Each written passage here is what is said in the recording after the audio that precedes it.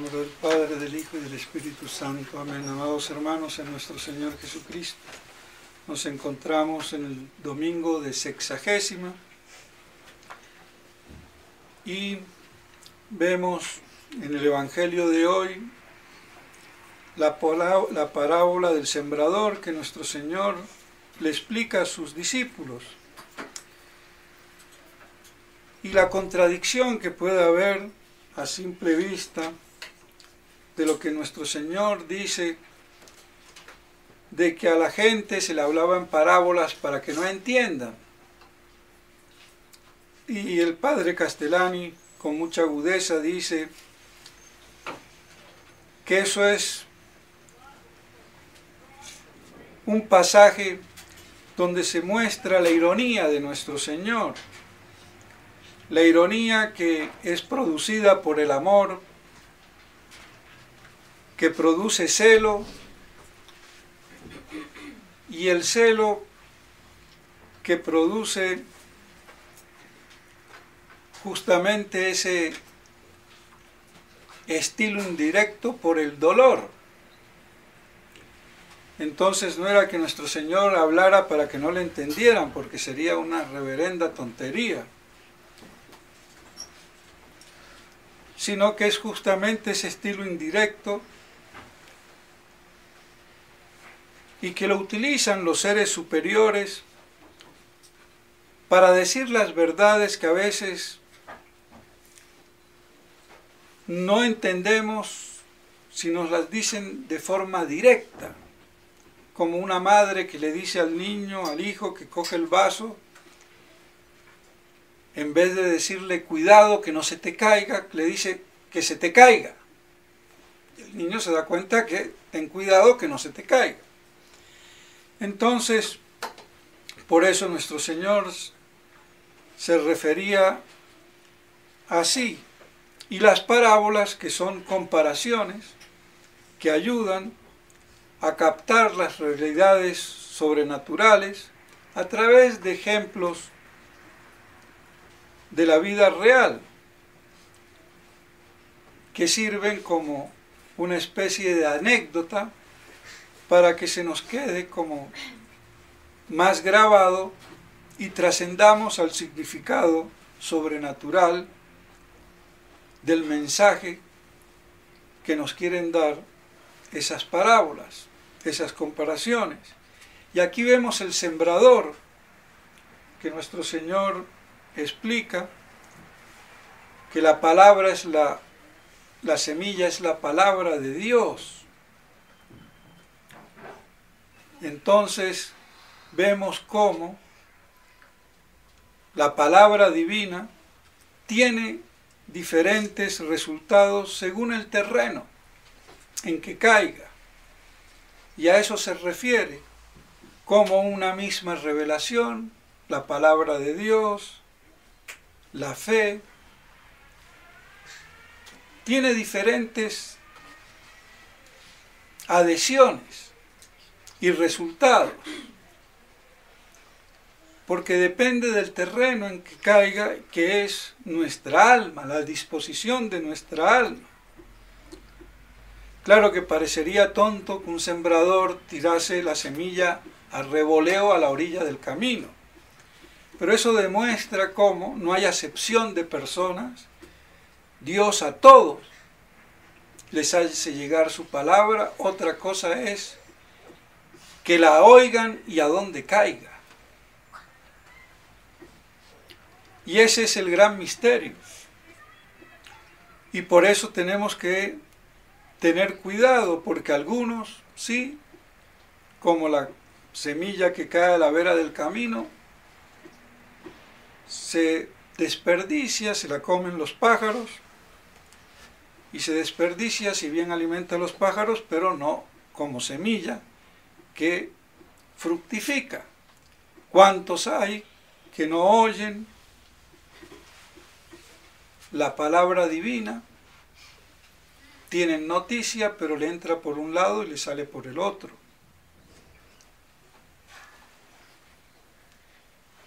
La superficialidad.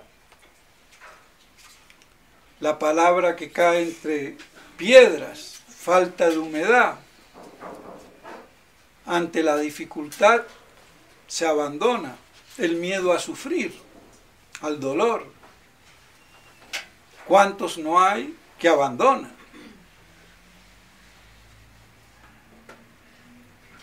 Y dentro también de la tradición, de los que reaccionan. ¿Cuánta gente no oye con alegría, adhiere a la tradición en medio de esta crisis que afecta la fe? Pero después, cuando viene el sufrimiento y el llanto, abandonan,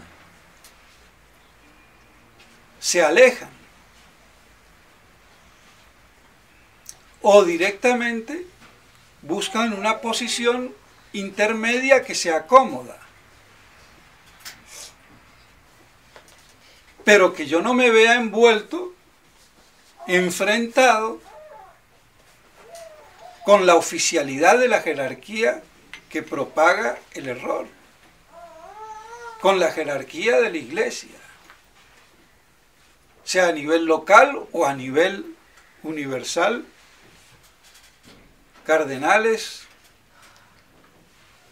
y Roma. Y buscamos la vía media. No queremos el enfrentamiento, el sufrimiento, y sí que nos dejen con lo que pensamos y creemos, pero también se vale la opción contraria. Y en ese jueguito ha entrado, lamentablemente, Monseñor Felé, la fraternidad y todo el problema que eso está ocasionando. Así de sencillo. Y también la que cae entre espinas, esas espinas de esta vida, que en definitiva la solicitud terrena, la angurria de triunfo, de poder, de dinero, todo lo que prodiga de bueno y de malo el mundo. Y digo de bueno y de malo porque hay cosas buenas. El poder bien utilizado, la política bien utilizada, el dinero bien utilizado. Pero si yo trafico con el poder, trafico con la política, ¿qué termino siendo?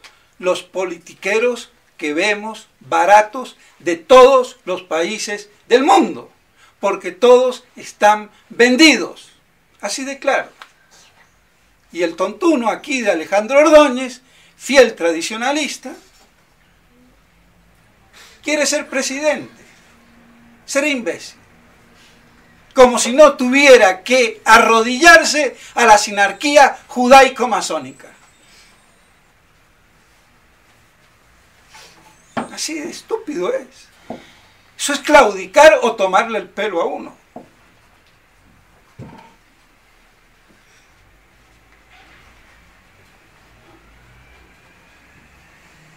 No se puede traficar. Y se trafica siempre que la verdad no es enseñada.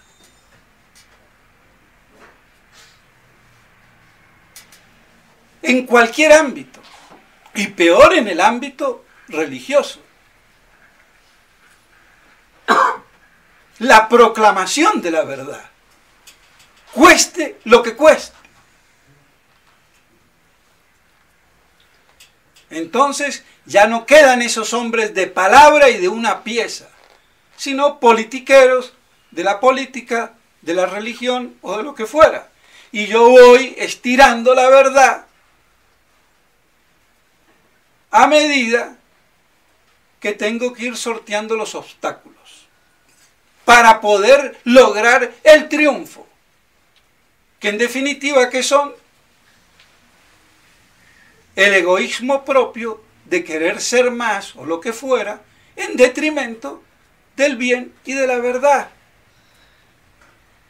¿Qué vamos a hacer? Entonces, por eso, la semilla, la palabra de Dios, no fructifica por un motivo o por el otro, por la condición del terreno, del alma, que la oye, y la que cae en buena tierra, que fructifica 100 por 1. Pues bien, entonces así vemos ese misterio de la palabra de Dios siendo la misma, porque en unos cuaja y en otros no cuaja. No cuaja la verdad.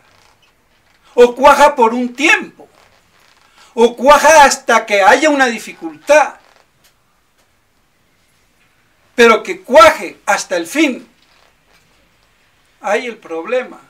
Entonces por eso la perseverancia. La tenacidad en la verdad.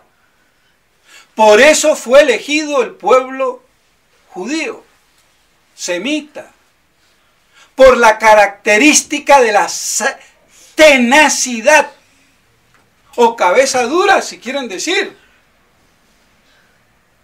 Aunque tenaz no es cabeza dura, se puede ser cabeza dura porque es tenaz, pero en el error. Porque justamente el que es tenaz en la verdad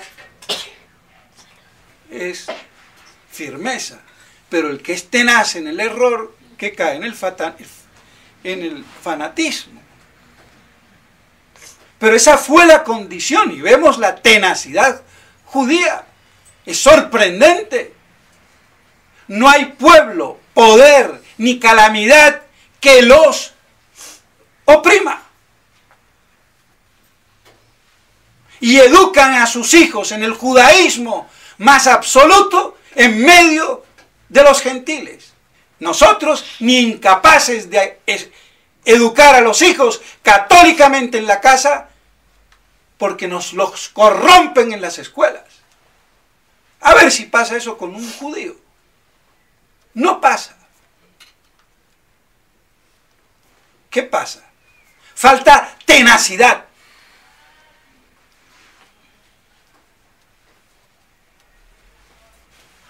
Que ellos ahora la tienen para su desgracia. Porque esa tenacidad, en vez de quedar para el bien, quedó para el mal. Pero la tenacidad quedó. Y hasta el día que Dios le abra los ojos. Pero a nosotros nos falta tenacidad. Esa perseverancia, esa constancia ante lo que se venga. Y el problema está cuando no hay convicción, cuando no hay doctrina. Hay familias que creen que educan a los hijos porque desde que nacen los llevan a la misa tradicional y comulgan haciendo su primera comunión, pero no les enseñan doctrina en la casa. Principios. Entonces, ¿qué soy? ¿Educo como pagano? Que eso es lo que tiene el judío. Educa a su hijo en la casa. A rajatabla. El católico no lo hace. Espera que le enseñe el curita de turno el catecismo. El catecismo se enseña en la casa. Los principios en la casa. Y el curita de turno después lo pule.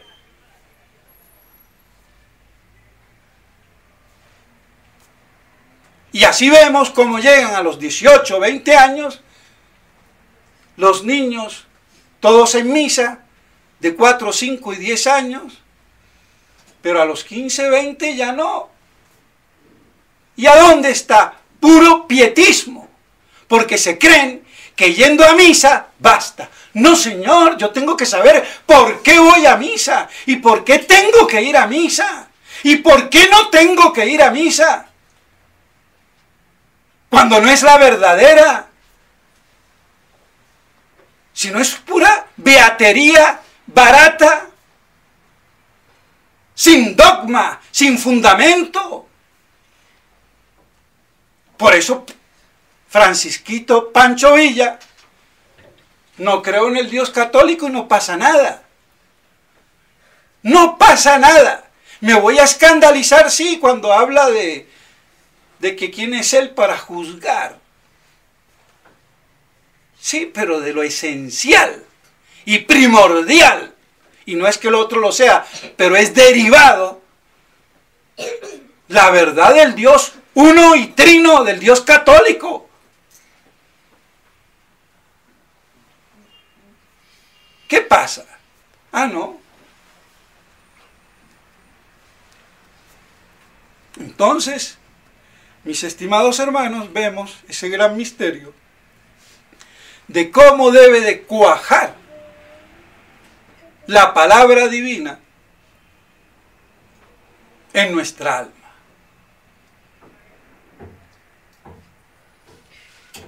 Para que así dé fruto, por la perseverancia, por el adoctrinamiento, por los principios.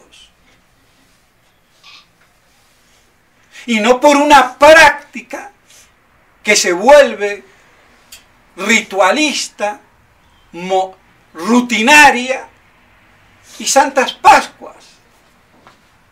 Y se convierte entonces en clasecitas de buena conducta social cristiana. Ir a misa los domingos, abrir la boquita, sacar la lengüita y comulgar. ¿Pero por qué voy a misa? ¿Y por qué comulgo? ¿Y a quién comulgo?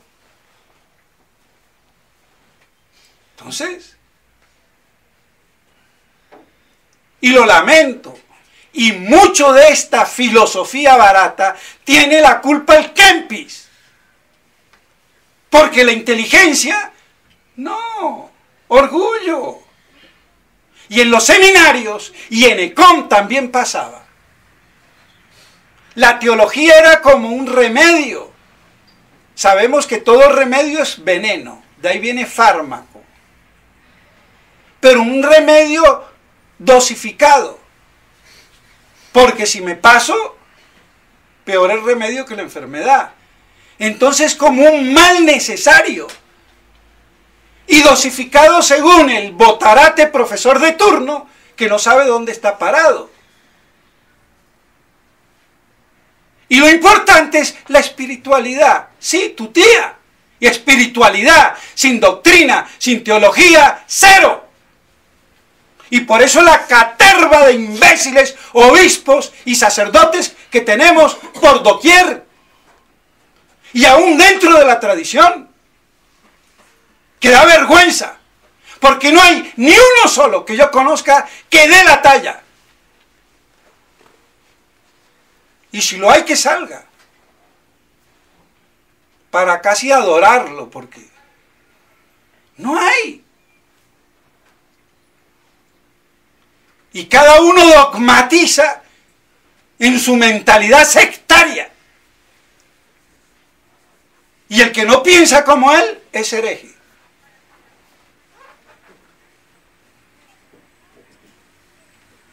Y a raya los tengo. Y que se atrevan a hablar con nombre y apellido, no por debajo y puñaladas de atrás. Y poniendo a un imbécil de un blog. De su nombre. Y a ver.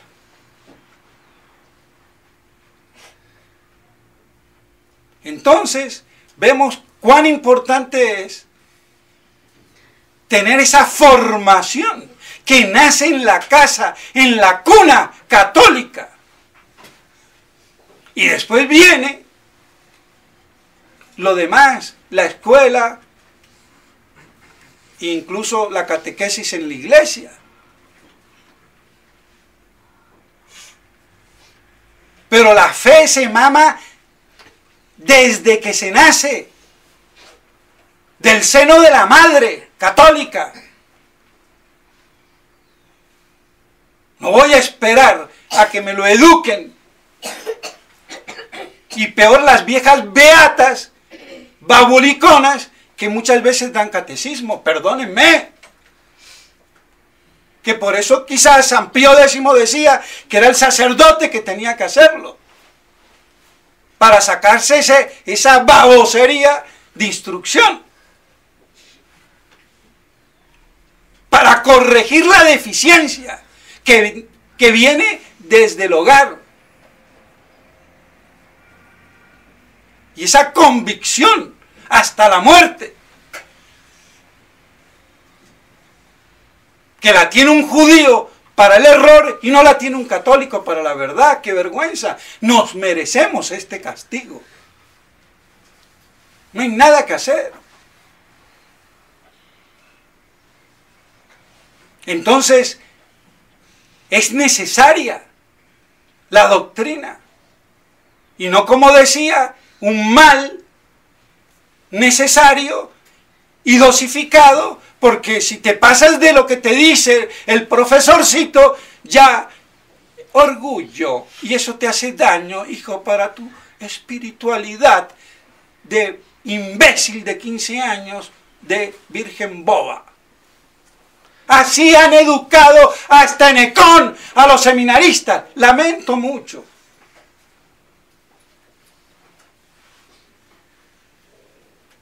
Y a ver quién me lo va a negar. Porque con la cara de idiota que salga a refutarme ya lo dice todo. Así de claro.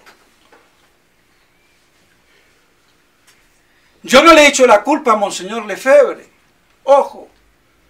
Porque no podemos morder la mano que nos dio de comer.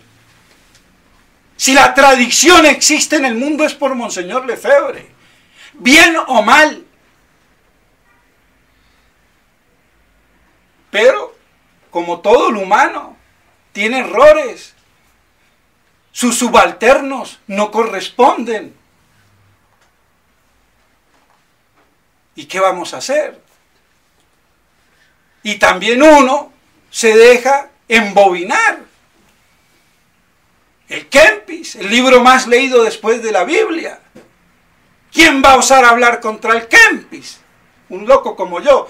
Pero ojo, con doctrina detrás, porque hay ahí nominalismo, voluntarismo, que después cuajó en Lutero, que viene de ahí, de esa maldita devoción moderna. Pero tan aceptada que se volvió clásica, y pues bueno, ¿qué vamos a hacer? Pero hoy ya nos tenemos que dejar de tantas cositas que hacen de escamas.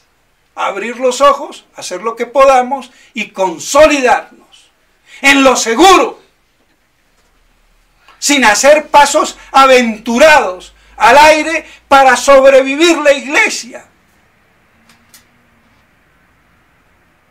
Claro que necesitamos sacerdotes y vocaciones, pero bien preparadas. Y si no, más vale que no haya sacerdotes.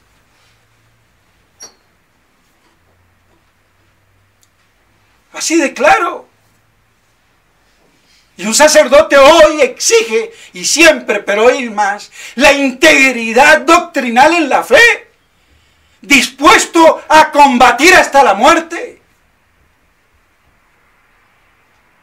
Y si no se tiene espalda para eso, formación para eso, porque no la dan los seminarios, ni Econ, y por eso vemos cómo anda la fraternité.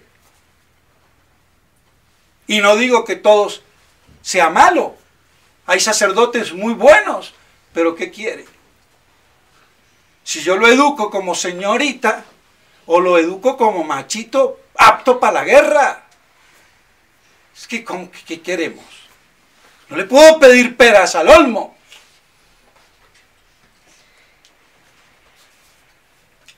Pues bien, mis estimados hermanos, vemos así entonces, también, y no me quiero alargar, pero cómo la epístola de San Pablo viene a corroborar esto. ¿Qué no pasó San Pablo? La epístola quizás más larga de todo el año litúrgico, sacando Semana Santa. o una de las más largas. ¿Qué nos muestra? Esa tenacidad de San Pablo en el bien, primero en el mal. Porque San Pablo era judío. Tenaz tenía que ser. Tan tenaz que fue a perseguir a los cristianos a Damasco, la capital de la civilización en aquel momento. No era París, ni Londres, ni menos New York. Así de claro. Ni Roma.